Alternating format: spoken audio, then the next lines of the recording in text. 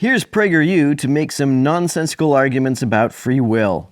In the external or physical world, we're all aware of standard cause and effect, right? Object A acts upon object B with force X. We all get that because it applies to just about everything from electrons to athletes. But now consider events in your internal or mental world. What causes your thoughts? Thoughts are activities carried out by your brain, and those activities behave according to the same regularities which describe the behavior of all matter and energy.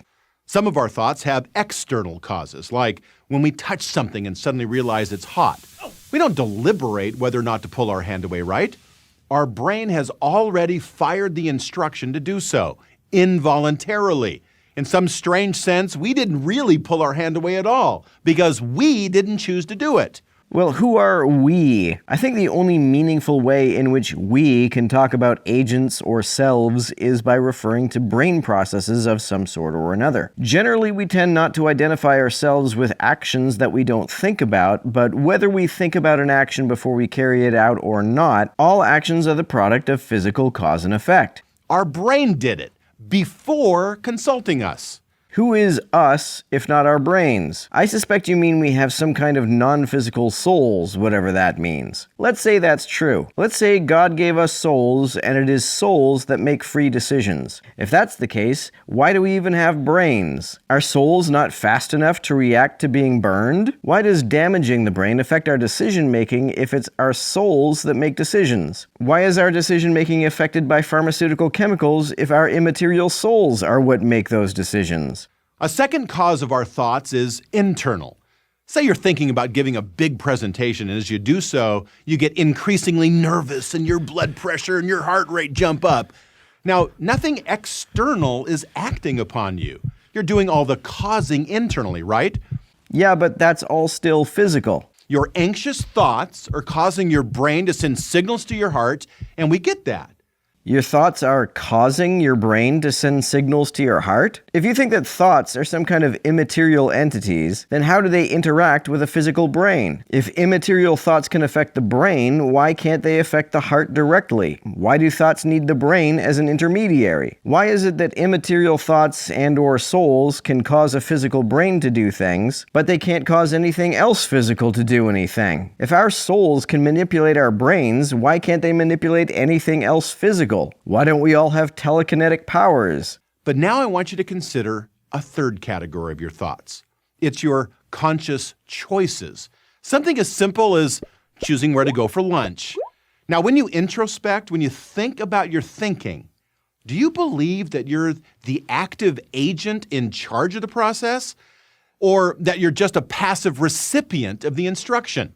That you have no choice in the matter. It's all external forces, be they environmental, genetic, chemical, biological, or neurological. Now I'm confused about what you mean by external, because genetic, biological, and neurological forces are all literally things that happen inside your brain. So when you say external, well, external to what? In other words, do you think all your thoughts have external causes beyond your control? Or do you think that you control some, if not most, of your thoughts?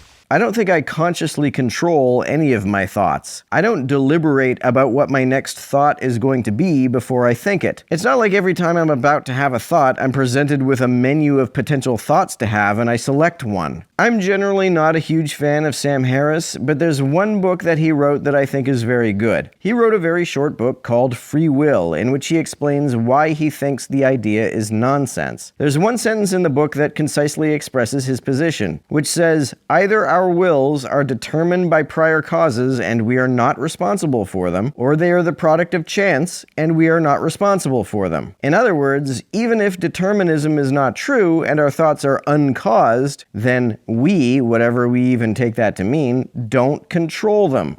Now let's stay with our lunch example for a second. Back to the question. I ask you, where do you want to go for lunch today? Now, if all you are is a brain, an exhaustively physical system of neurons and synapses, then there's no you that's going to be making a choice at all.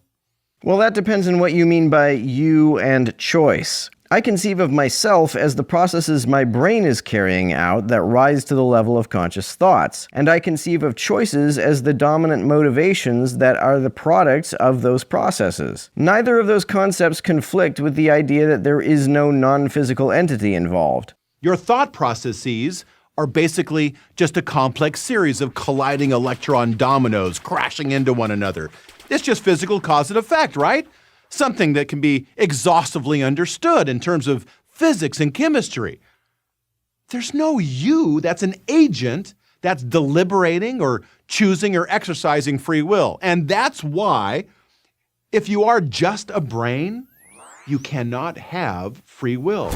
Well, if what you mean by not having free will is that all of your choices are completely determined, then the inference that a physical brain can't have free will has to be predicated on the assumption that physical events can't be random at all. Quantum physics seems to challenge that idea. Maybe our brain functions involve some amount of quantum indeterminacy. I doubt it because the brain is too warm for quantum effects to be likely to scale up to the level of the chemical interactions involved in cognition, but we may not be able to decisively rule it out. However, even if there is a soul involved, free will makes no sense, because even if there is some non-physical element, what Sam Harris says still stands. Either our wills are determined by prior causes and we are not responsible for them, or they are the product of chance and we are not responsible for them. This is true whether our wills are physical or not physical. You would just be a physical machine, a very complex but programmed computer.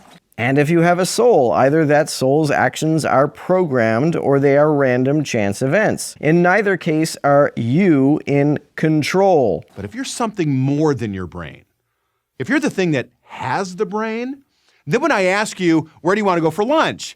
You're going to start deliberating. Even if you are nothing but a brain, which is entirely deterministic in its functions, you can deliberate. Deliberation can be a pre-programmed activity. You're going to be weighing your taste preferences, the commute time, perhaps even counting calories. You'd be weighing various reasons to choose one place over another. And those reasons determine which choice you make. If those reasons do not determine the choice you end up making, then they cannot coherently be called the reasons you make the choice you eventually make. You wouldn't be caused to think about any of these things. You would choose to think about these things. No, I wouldn't. As I said before, I don't select which thoughts I am going to have before I think them. And you could stop anytime you wanted to. And if I stopped when I wanted to, it would be because that want caused me to stop. I don't choose my wants. As the German philosopher Arthur Schopenhauer once said, you can do what you want, but you can't want what you want. So what we have here, therefore, are two different types of things, an immaterial mind and the material brain. You are the thing that has the brain. You are not your brain. Then again, what function does the brain even have? Why is it even there? And if I am an entity distinct from the brain, then why am I so profoundly altered by structural or chemical alterations to the brain? If I am separate from the brain, then why can't I continue to think the same as I always do if my brain is damaged? Now look, even if you were the world's foremost brain expert and you knew what was happening with every electron in someone's brain at a specific particular moment, you still wouldn't have a clue about what's going on inside that person's mind. Surgeons can have access to my brain, but only I have access to my mind. Well, there's lots about the brain that even the world's foremost brain expert doesn't understand. But if we knew everything that there is to know about the brain, including all the things we don't know yet, I see no reason whatsoever that it would be impossible to be able to discern all of a person's thoughts. Even at today's level of knowledge, we can tell, within at least a ballpark range, what emotions a person is feeling from a brain scan. Why would it be impossible for us to eventually someday be able to read a person's thoughts from a brain scan? This is what makes you human and not a machine. Psychology, the study of the mind, is not reducible to physics and biology and chemistry. Yet, there are many materialists, people who believe that physical matter is all that exists, that the only reality, including every thought, every feeling, every mind, every will, all of this, is totally explained in terms of matter in motion, simply physical phenomena. Well, what else is there? If there is a soul, what is it? If it isn't made of anything physical, what is it made of? What does it mean to say that it exists? These materialists believe that we're no more than robots and that free will is an illusion. To say that free will is an illusion implies that it seems as though it exists. For me, it doesn't even seem to exist. To quote Sam Harris again, thoughts and intentions emerge from background causes of which we are unaware and over which we exert no conscious control. Since I don't choose which thoughts I am going to think before I think them, it doesn't even seem to me that I have free will. For me, it's not even an illusion. An illusion seems as though it exists when it really doesn't. For me, free will does not even seem to exist. Now, why do they believe this? Because they understand that the moment they acknowledge that free will exists, that there really is an immaterial you beyond the physical realm, that there really is a mind, not just a brain, then there has to be something non-physical that accounts for our non-physical minds. Now, when you exercise your free will and you choose to think about all of this, you're going to probably reason, just like I did, that there's a great mind that accounts for the origin of your mind. That does not follow. Even if immaterial minds exist, that in no way necessitates that there must therefore be some really big mind. How do you even infer that? It's a total non sequitur. But again, that's your choice. It's evidence of your free will. If such a conclusion could be validly deduced from the premise that immaterial minds exist, and if I believed that there were immaterial minds, then that conclusion would not be something I believed by choice. If I believe in a premise, then I can't help but believe in everything that follows by logical necessity from that premise. If I believe a premise is true, then I couldn't fail to believe in whatever logically follows from it, because doing so wouldn't make any discernible sense. The apologist Frank Turek often says that if you are just a brain, then you're not reasoning, you're just reacting. This, of course, baselessly assumes that reasoning is not a form of reaction. Frank seems to think that deduction involves some kind of cognitive freedom, when really it's the opposite. Deduction means drawing conclusions that cannot help but be drawn if the premises are correctly understood.